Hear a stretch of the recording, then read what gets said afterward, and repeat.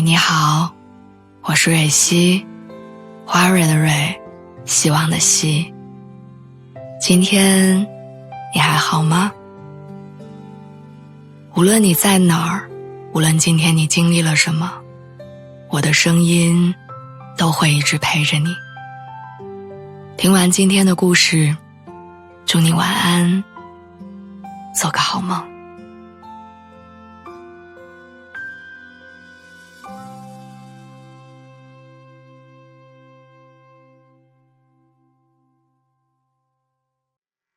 大多数人的前半生都是这样的，20多岁的时候总喜欢参考别人的人生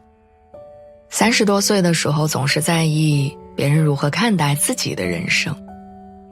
等到40多岁的时候才慢慢想清楚自己要过怎样的人生。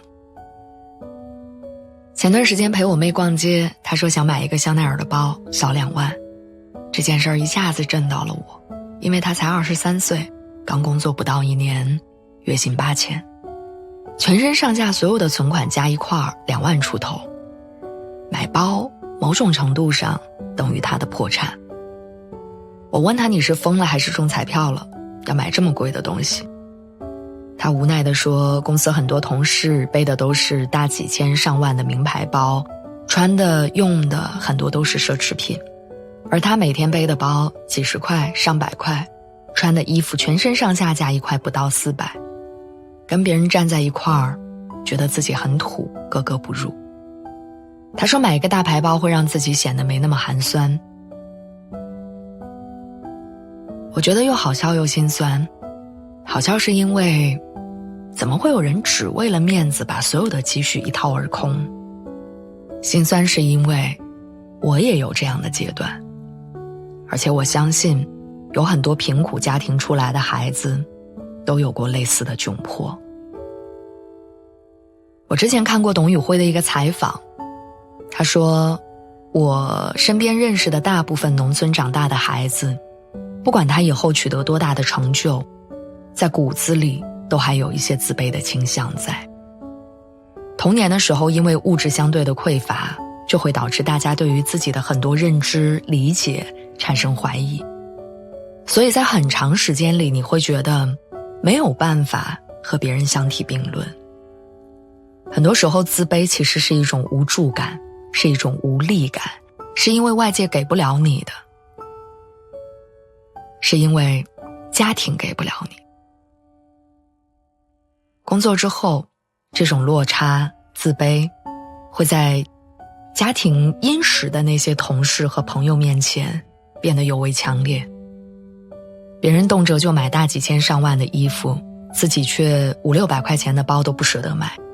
别人换手机就像不要钱，说换就换，自己2-3年分期才能还清。别人上班开着自己全款买的车，自己早起2小时赶公交挤地铁。所以有些人有了一定收入之后，就会想要通过昂贵的物质消费来弥补落差，弥补自卑。可这样的落差永远不会彻底消除，这种弥补的方式也永无止境。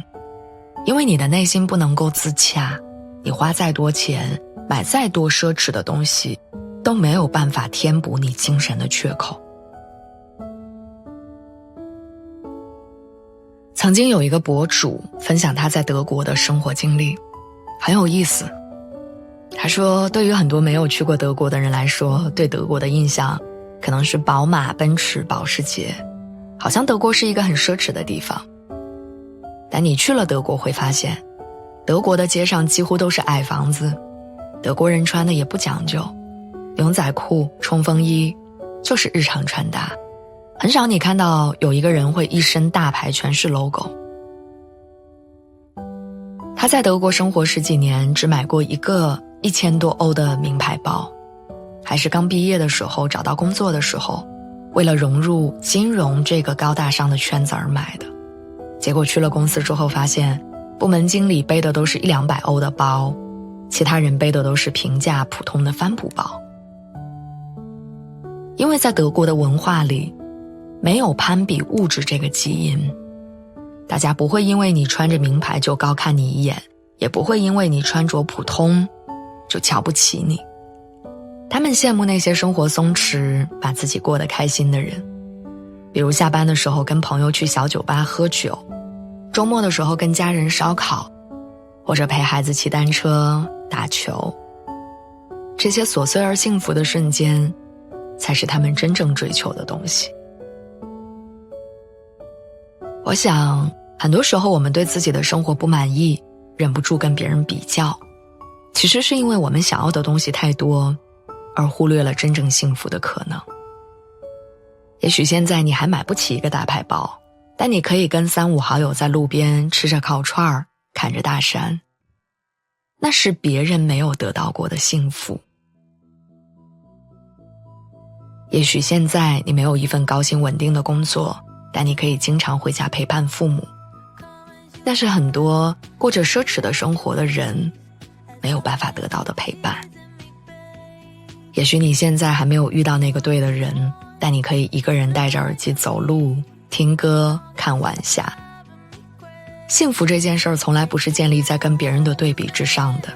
而是建立在自己内心井然有序之上的。他强任他强，清风拂山岗。我们终其一生不是为了活成别人眼中喜欢的样子，而是成为你喜欢